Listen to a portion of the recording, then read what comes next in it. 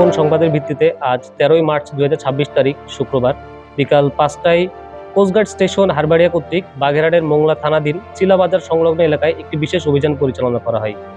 অভিযান চলাকালীন উক্ত এলাকা থেকে প্রায় 10 লক্ষ টাকা মূল্যের 197 বোতল বিদেশি মদ সহ একজন মাদক কারবারিকে আটক করা হয়। জব্দকৃত মদ ও আটককৃত ব্যক্তির পরবর্তী আইনানুগ ব্যবস্থা গ্রহণের জন্য মোংলা থানায় হস্তান্তরের কার্যক্রম প্রক্রিয়াধীন রয়েছে। মাদকের ভয়াল থাবা থেকে তরুণ প্রজন্মকে রক্ষায় বাংলাদেশ কোস্টগার্ড ভবিষ্যতেও এই ধরনের অভিযান অব্যাহত রাখবে। এবার নগদে পাচ্ছেন হেলিকপ্টার অফার, তাই কেনাকাটার পেমেন্ট নগদে করুন আর বুঝে নিন 2000 টাকারও বেশি ক্যাশব্যাক সহ হেলিকপ্টার রাইড। পেমেন্ট শুরু করুন আজই।